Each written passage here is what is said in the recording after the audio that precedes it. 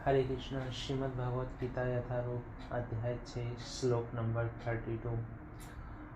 आत्मौपम्येन सर्वत्र समं पश्यति यो अर्जुन सुखम वा यदि वा दुख स योगी परमो मतः। हे अर्जुन, वह पूर्ण योगी है जो अपनी तुलना से समस्त प्राणियों की अनेक सुखों तथा दुखों में वास्तविक समानता का दर्शन करता है। तात्पर्य: कृष्ण भावना भावित व्यक्ति पूर्ण योगी होता है। वह अपने व्यक्तिगत अनुभव से प्रत्येक प्राणी के सुख तथा दुख से अवगत होता है। जीव के दुख का कारण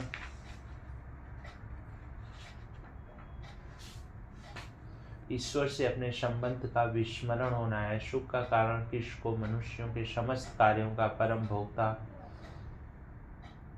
समस्त भूमि तथा लोकों का स्वामी और समस्त जीवों का परम हितैषी मित्र समझना है।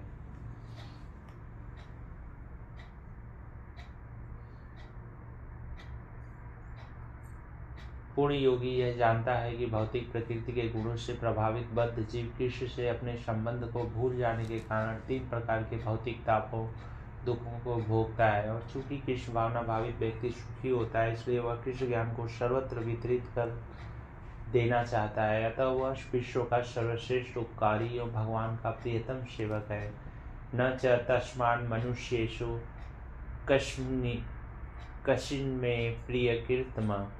भगवत गीता 18.69। दूसरे शब्दों में भगवत भक्त सदैव जीवों के कल्याण को देखता है और इस तरह वह प्रत्येक प्राणी का सखा होता है।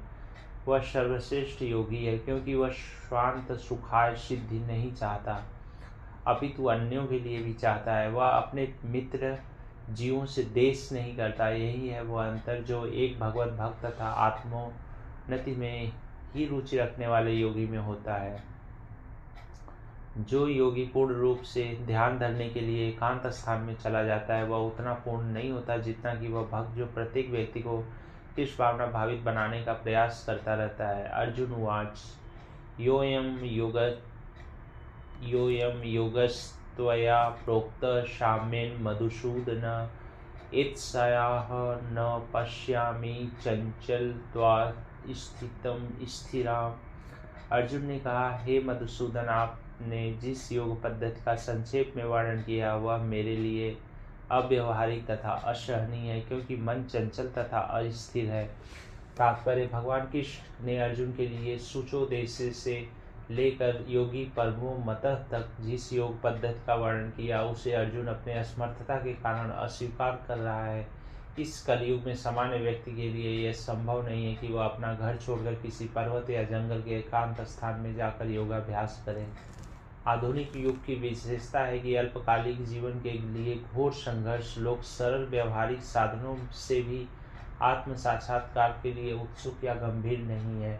तो फिर इस कठिन योग पद्धति के विषय में क्या कहा जा सकता है, जो जीवन शैली, शासन विधि, स्थान के चयन तथा भौतिक व्यस्तताओं से विरक्ति का नियमन करती है। व्यवहारिक व्यक्ति के रूप में अर्जुन ने सोचा कि इस योग पद्धति का पालन असंभव है। भले ही वह कई बातों से इस पद्धति पर खरा उतरता था। वह राजवंशी था और उसमें अनेक सद्गुण थे। वह महान योद्धा था, वह दीर्घायु था और सबसे बड़ी बात तो यह कि वह भगवान श्री कृष्ण का घनिष्ठ मित्र था। 5000 वर्ष पूर्व अर्जुन को हमसे अधिक सुविधाएं प्राप्त थी, तो भी उसने इस योग पद्धति को स्वीकार करने से मना कर दिया। वास्तव में इतिहास में कोई ऐसा प्रलेख प्राप्त नहीं है जिससे यह ज्ञात हो सके कि उसने कभी योगाभ्यास किया हो। अतः इस पद्धति को इस कलयुग के लिए सर्वथा दुष्कर समझना चाहिए। हाँ, कतिपय विरले व्यक्तियों के लिए यह पद्धति सुगम हो सकती है, किंतु सामान्य जनों के लिए यह संभव प्रस्ताव है। यदि 5000 वर्ष पूर्व ऐसा था तो आधुनिक समय के लिए क्या कहना। जो लोग विभिन्न तथाकथित स्कूलों तथा समितियों के द्वारा इस योग पद्धति का अनुकरण कर रहे हैं, भले ही संतोषजनक प्रतीत हों, किंतु वे सचमुच ही अपना समय गंवा रहे हैं। वे अपने अभीष्ट लक्ष्य के प्रति सर्वथा अज्ञानी है। चंचल ही मन कृष्ण प्रमाति बलवृद्धम तस्याहं निग्रहं मन्ये वायोरिव सुदस्तर। हे कृष्ण, चूंकि मन चंचल, स्थिर, उच्छृंखल, हठीला तथा अत्यंत बलवान है, अतः मुझे इसे वश में करना वायु को वश में करने से भी अधिक कठिन लगता है।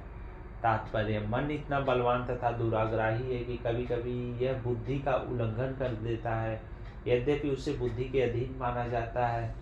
इस व्यवहार जगत में जहाँ मनुष्य को अनेक विरोधी तत्वों से संघर्ष करना होता है, उसके लिए मन को वश में कर पाना अत्यंत कठिन हो जाता है। कृत्रिम रूप में मनुष्य अपने मित्र तथा शत्रु दोनों के प्रति मानसिक संतुलन स्थापित कर सकता है, किंतु अंतिम रूप में कोई भी संसारी पुरुष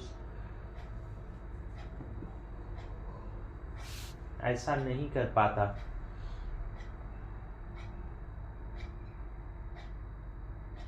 क्योंकि ऐसा कर पाना वेगवान वायु को वश में करने से भी कठिन है। वैदिक साहित्य कठोपनिषद 1.3.324 में कहा गया है,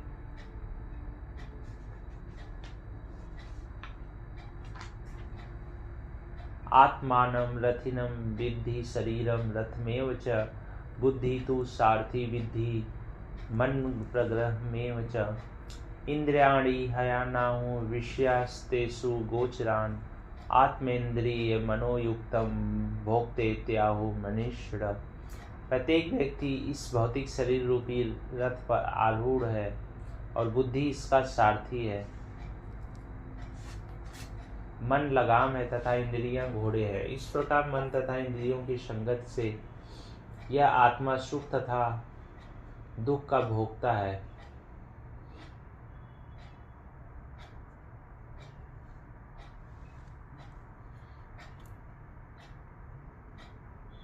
ऐसा बड़े बड़े चिंतकों का कहना है, यदि बुद्धि को मन का नियंत्रण करना चाहिए, किंतु मन इतना प्रबल एवं हठी है कि उसे अपनी बुद्धि से भी जीत पाना कठिन हो जाता है। जिस प्रकार की अच्छी से अच्छी दवा द्वारा कभी कभी रोग वश में नहीं हो पाता, ऐसे प्रबल मन को योगाभ्यास द्वारा वश में किया जा सकता है, किंतु ऐसा अभ्यास कर पाना अर्जुन जैसे संसारी व्यक्ति के लिए भी कभी भी व्यवहारिक नहीं होता। तो फिर आधुनिक मनुष्य के संबंध में क्या कहा जाए। यहाँ पर प्रयुक्त उपमा अत्यंत उपयुक्त है। झंझावत को रोक पाना कठिन होता है और उच्छृंखल मन को रोक पाना तो और भी कठिन है। मन को वश में रखने का सरलतम उपाय जिसे भगवान चैतन्य ने सुझाया है वह यह है कि समस्त दैन्यता के साथ मोक्ष के लिए हरि कृष्ण महामंत्र का कीर्तन किया जाए। विधि यह है, स वै मनः कृष्ण पदार विद्यो।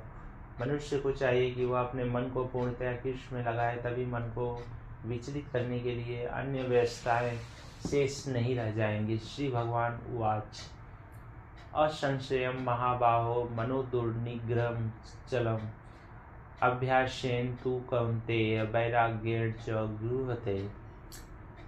भगवान श्री कृष्ण ने कहा, हे महाबाहु कृष्ण कुंती पुत्र, निस्संदेह चंचल मन को वश में करना अत्यंत कठिन है, किंतु उपयुक्त अभ्यास द्वारा तथा विरक्ति द्वारा ऐसा संभव है। अर्जुन द्वारा व्यक्त इस हठीले मन को वश में करने की कठिनाई को भगवान स्वीकार करते हैं, किंतु साथ ही वे सुझाते हैं कि अभ्यास तथा वैराग्य द्वारा यह संभव है। यह अभ्यास क्या है? वर्तमान युग में तीर्थवास, परमात्मा का ध्यान, मन तथा इंद्रियों का निग्रह, ब्रह्मचर्य पालन, एकांतवास आदि कठोर विधि विधानों का पालन कर पाना संभव नहीं है, किंतु कृष्ण भावनामृत के अभ्यास से मनुष्य भगवान की नवधा भक्ति का आचरण करता है। ऐसी भक्ति का प्रथम अंग है कृष्ण के विषय में श्रवण करना। मन को समस्त प्रकार की दुश्चिंताओं से शुद्ध करने के लिए यह परम शक्तिशाली एवं दिव्य विधि है। कृष्ण के विषय में जितना ही अधिक श्रवण किया जाता है, उतना ही मनुष्य उन वस्तुओं के प्रति अनासक्त होता है जो मन को कृष्ण से दूर ले जाने वाली है। मन को उन सारे कार्यों से विरक्त कर लेने पर जिनसे कृष्ण का कोई संबंध नहीं है, मनुष्य सुगमता पूर्वक वैराग्य सीख सकता है। वैराग्य का अर्थ है पदार्थ से विरक्ति और मन का आत्मा में प्रवृत्त होना। निर्विशेष आध्यात्मिक विरक्ति कृष्ण के कार्यकलापों में मन को लगाने की अपेक्षा अधिक कठिन है। यह व्यवहारिक है, क्योंकि कृष्ण के विषय में श्रवण करने से मनुष्य स्वतः परमात्मा के प्रति आसक्त हो जाता है। यह आसक्ति परेशानुभूति या आध्यात्मिक तुष्टि कहलाती है। यह वैसे ही है जिस तरह भोजन के प्रत्येक कौर से भूखे को तुष्टि प्राप्त होती है। भूख लगने पर मनुष्य जितना अधिक खाता जाता है, उतनी ही अधिक तुष्टि और शक्ति उसे मिलती जाती है।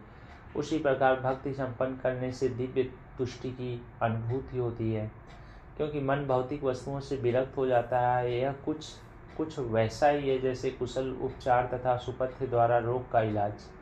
अतः भगवान कृष्ण के कार्यकलापों का श्रवण उन्मत्त मन का कुशल उपचार है और कृष्ण को अर्पित भोजन ग्रहण करना रोगी के लिए उपयुक्त पथ्य है। यह उपचार ही कृष्ण भावनामृत की विधि है। अशयतात्मान योगो दुष्प्राप इति मे मति वश्यात्मना तु यतता शक्यो वाक्तुमुपायत। जिसका मन उच्छृंखल है उसके लिए आत्म साक्षात्कार कठिन कार्य होता है, किंतु जिसका मन संयमित है और जो समुचित उपाय करता है उसकी सफलता ध्रुव है। ऐसा मेरा मत है। तात्पर्य: भगवान घोषणा करते हैं कि जो व्यक्ति अपने मन को भौतिक व्यापारों से विलग करने का समुचित उपचार नहीं करता, उसे आत्म साक्षात्कार में शायद ही सफलता प्राप्त हो सके। भौतिक भोग में मन लगाकर योग का अभ्यास करना मानो अग्नि में जल डालकर उसे प्रज्वलित करने का प्रयास करना हो। मन का निग्रह किए बिना योगाभ्यास समय का अपव्यय है। योग का ऐसा प्रदर्शन भले ही भौतिक दृष्टि लाभप्रद हो, किंतु जहाँ तक आत्म साक्षात्कार का प्रश्न है, यह सब व्यर्थ है। अतः मनुष्य को चाहिए कि भगवान की दिव्य प्रेमा भक्ति में निरंतर मन को लगाकर उसे वश में करे। कृष्ण भावनामृत में प्रवृत्त हुए बिना मन को स्थिर कर पाना असंभव है। कृष्ण भावना भावित व्यक्ति बिना किसी अतिरिक्त प्रयास के ही योगाभ्यास का फल सरलता से प्राप्त कर लेता है, किंतु योगाभ्यास करने वाले को कृष्ण भावना भावित हुए बिना सफलता नहीं मिल पाती।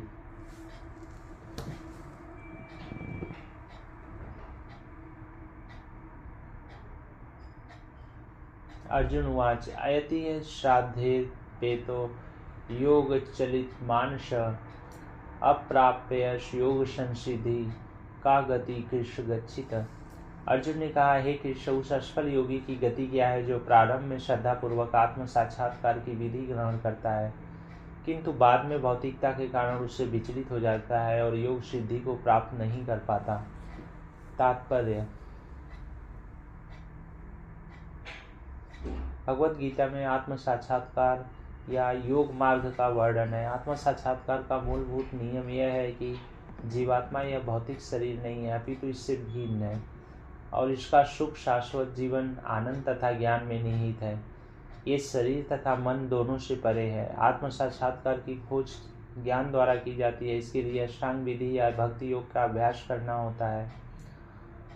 इसमें से प्रत्येक विधि में जीव को अपनी स्वाभाविक स्थिति, भगवान से अपने संबंध तथा उन कार्यों की अनुभूति प्राप्त करनी होती है जिनके द्वारा वह टूटी हुई श्रृंखला को जोड़ सके और कृष्ण भावनामृत की सर्वोच्च सिद्ध अवस्था प्राप्त कर सके। इन तीनों विधियों में से किसी एक का भी पालन करके मनुष्य देर सवेर अपने चरम लक्ष्य को प्राप्त होता है। भगवान ने द्वितीय अध्याय में इस पर बल दिया है कि दिव्य मार्ग में थोड़े से प्रयास से भी मोक्ष की महती आशा है।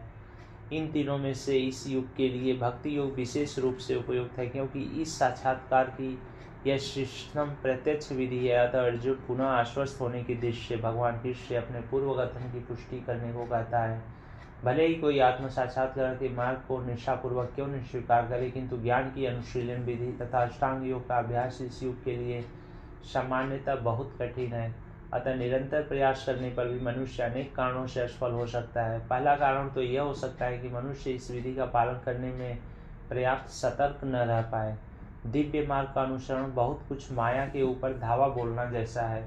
फलतः जब भी मनुष्य माया के पास से छूटना चाहता है, तब वह विविध प्रलोभनों के द्वारा अभ्यासकर्ता को पराजित करना चाहती है। बद्ध जीव पहले से प्रकृति के गुणों द्वारा मोहित रहता है और दिव्य अनुशासनों का पालन करते समय भी उसके पुनः मोहित होने की संभावना बनी रहती है। यही योगाचलित मानस अर्थात दिव्य पथ से विचलन कहलाता है। अर्जुन आत्म साक्षात्कार के मार्ग से विचलन के प्रभाव के संबंध में जिज्ञासा करता है। हरे कृष्णा।